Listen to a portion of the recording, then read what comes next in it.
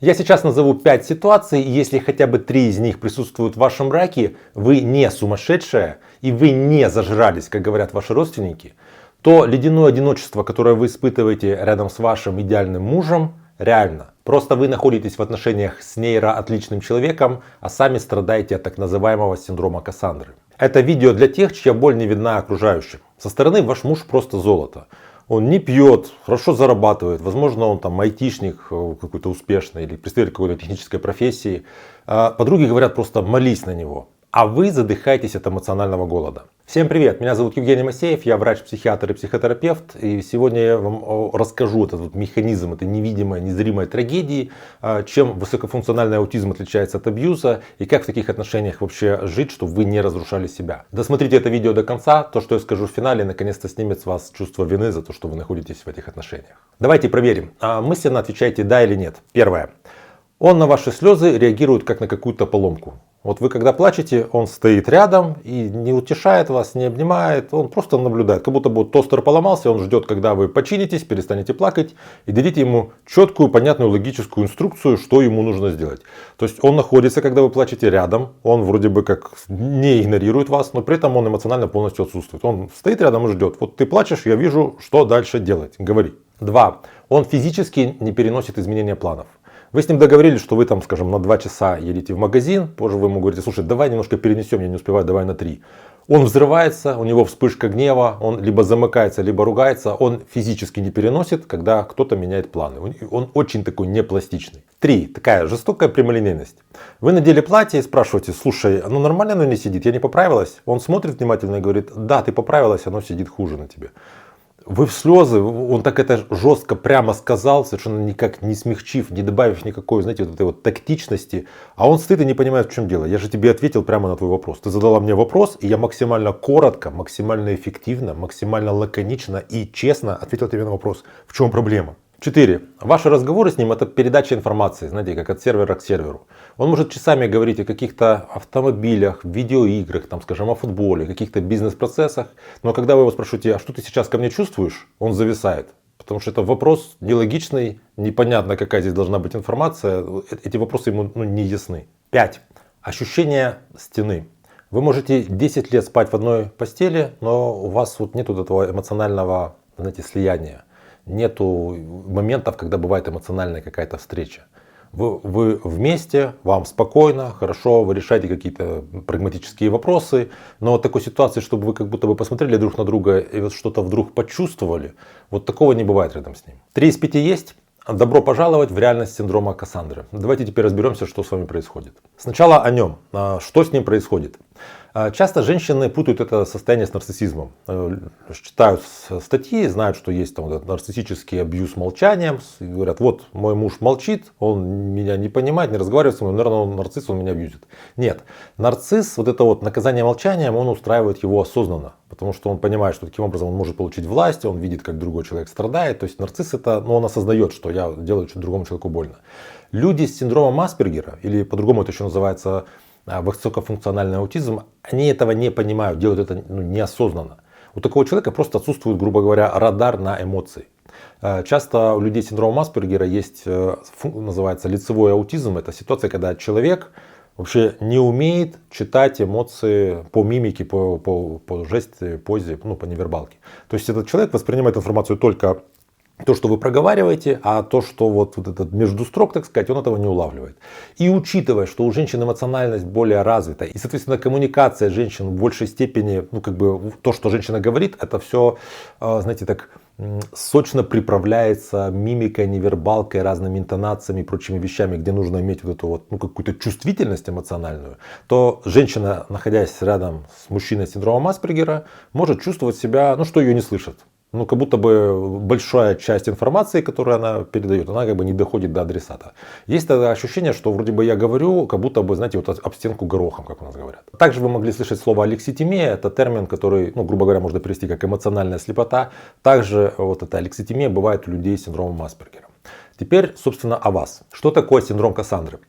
В древней греческой мифологии Кассандра видела будущее, но боги ее прокляли и никто ей не верил. То есть она знала, что будет происходить, что бы ни произошло, никто никогда не верил. Чем-то, знаете, похоже на газлайтинг, да, то есть когда твоя реальность, ее не разделяют все окружающие, и ты потом оказываешься в какой-то своей такой уникальной, изолированной реальности. В психологии синдром Кассандры, ну, в частности, вот это состояние, которое бывает у женщины, которая находится в отношениях с мужчиной с синдромом Аспергера, у которого это алекситимия, лицевой аутизм, то есть вот эти вот ситуации, когда он эмоционально недоступен. И женщина находится в эмоциональной депривации, то есть в эмоциональном голоде, который, ну, со стороны никак не виден. Потому что если это мужчина, скажем, айтишник или какая-то другая такая техническая специальность, там, где не нужна эмоциональность, где, более того, эмоциональность могла бы вредить, где нужно, вот, знаете, заниматься обработкой информации, таким логическим каким-то вот, ну, то есть это вот для людей с синдромом Аспергера как раз таки идеальные профессии. Вот айтишник, где нужно что-то вот такое считать, там, может, физик. Вот, и предположим, вот он зарабатывает неплохо, окружающие там подруги, родственники смотрят, там хороший дом, хороший там достаток, все хорошо, на что ты жалуешься, чего тебе не хватает. И женщина со временем начинает верить, что, наверное, со мной что-то не так. Я вот что-то чувствую, что мне, ну, вот не нравится, но я не могу понять, как это, понимаете, когда есть вот этот эмоциональный голод, его очень сложно как-то вот, ну, показать окружающим. Муж не пьет, не бьет, не изменяет. Нету каких-то, знаете, объективных таких вещей, что можно было бы вот сказать. Вот посмотрите, видите, вот я с синяками. Или вот видите, все знают, что он изменил. Нет, все хорошо. Муж социально очень успешен и социально такой благовиден. Вот. А мне вот не нравится то, что происходит. Родственники этого не понимают, я сама этого не до конца понимаю. Женщина начинает себя самообвинять, что, наверное, это я, как говорит мама, ты с жиру бесишься, у тебя там какие-то истерики начинаешь закручивать. И женщина начинает, при том, что у нее есть определенный вот дефицит накопившегося эмоционального общения, она еще начинает себя пинать самостоятельно, еще винить за то, что я вот зря придираюсь, чего я не радуюсь такой, вроде бы, как прекрасной жизни. Как это может выглядеть в быту? Я сейчас приведу 3 таких типичных примера реакции нейроотличного партнера. Первый пример. Муж решала. Вы приходите с работы в расстроенных чувствах, потому что на вас наехал начальник. Ну, когда там токсично как-то с вами обошелся, что-то такое неприятное вам сказал, ну, вас это, ну, как ранило.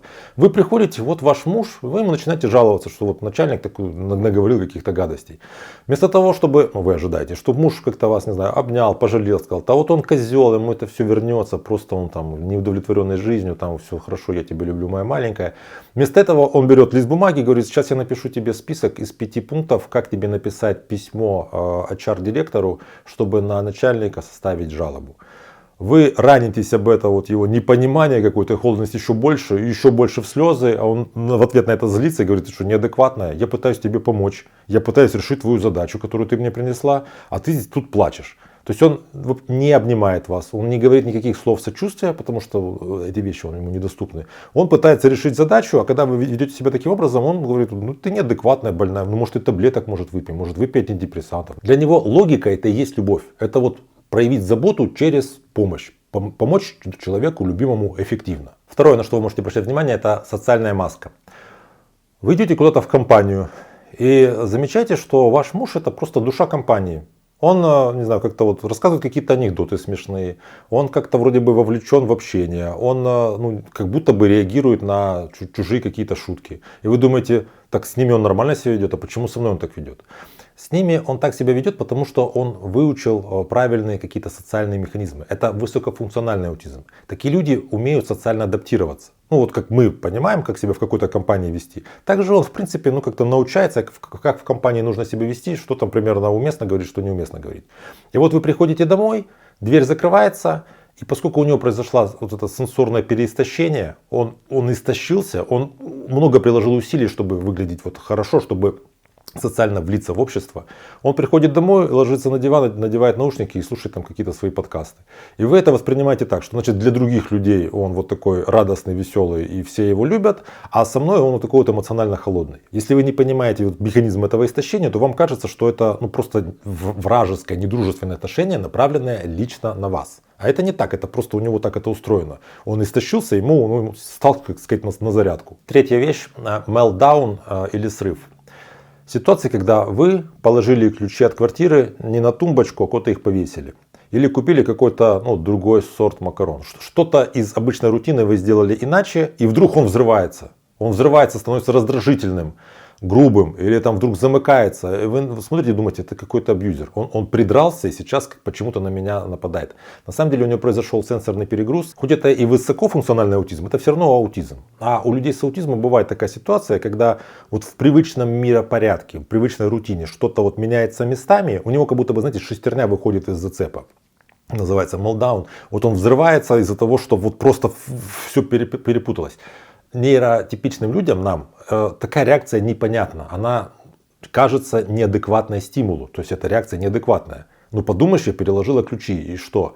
Для него в этой ситуации происходит вот это вот изменение, с которым он просто не может справиться. И вот здесь кроется самая опасная психологическая ловушка. Мне клиентки часто говорят, что я вот прочла статью про синдром Аспергера, посмотрела какие-то там видео, есть фильм очень иллюстративный на эту тему. Теперь я все понимаю, я понимаю, что мой муж нейроотличный, теперь я буду с пониманием и с терпимостью к этому относиться. Но это ошибка. Понимаете, тот факт, что вы знаете, что это синдром Аспергера, оно никак вас не снимает вашу боль от отсутствия эмоционального какого-то соприкосновения. Ну, грубо говоря, если вы про человека знаете, что он слепой, вот это ваше знание не позволит ему вас рассмотреть. Он все еще такой же слепой. Если вы будете просто вот быть такой толерантной, понимающей, вот такой логически осознающей, что муж не может дать вам эмоционального какого-то присутствия, вы в конце концов перестанете быть женщиной в этих отношениях. Нельзя питаться одной лишь логикой, когда вам нужен кислород эмпатии. Я хочу, чтобы вы меня сейчас очень внимательно послушали. Вы имеете право хотеть, чтобы вас обнимали. Вы имеете право хотеть вот этого эмоциональной близости. Ваша потребность в тепле — это не блажь, это не вы там с жиру беситесь, это не какие-то ваши выдумки, это базовая потребность человека. И то, что ваш партнер не может вам этого дать, это трагедия для вас обоих. Вам больше не нужно доказывать маме или подругам, что вам плохо. Я как врач говорю, что вам действительно плохо. Ваше одиночество вдвоем в этой ситуации, оно реально. Как с этим жить? Синдром Аспергера, он не лечится, потому что это не вполне заболевание, так это и называется, нейроотличие. Человека нельзя заставить чувствовать то, что в его нервной системе не заложено. Но можно помочь адаптироваться вам. На психотерапии мы обучаемся тому, как выйти из роли жертвы, потому что длительное нахождение рядом с эмоционально отсутствующим мужчиной, для женщины, как правило, приводит к тому, что она начинает самообвинять. Мы обучаемся тому, как находить эмоциональную валидацию за пределами брака, как выстраивать коммуникацию с человеком с синдромом Аспергера исключительно в рамках таких вот логических каких-то конструкций, чтобы там не было вот этих обид, каких-то намеков, прочих вещей, которые здесь неэффективны. Таким образом, это позволяет достаточно быстро восстановить женщине самооценку, потому что вот хорошая новость заключается в том, что люди с синдромом Аспергера — это люди, как правило, достаточно критичные и контактные. Если правильно выстроить коммуникацию, то очень быстро удается договориться. Ссылка для записи на мои онлайн-консультации находится под видео. Хватит пытаться выдавить воду из камня. Приходите, мы будем спасать вас. А в комментариях поделитесь, сталкивались ли вы когда-то с эмоциональной слепотой партнера, в какие моменты вам было особенно плохо рядом с, казалось бы, хорошим мужем. Поделитесь, и вы увидите, что вы не одна. Если это видео вам понравилось, ставьте лайк, подпишитесь на мой канал, чтобы не потерять меня, берегите себя и своих близких, и до встречи в следующих выпусках.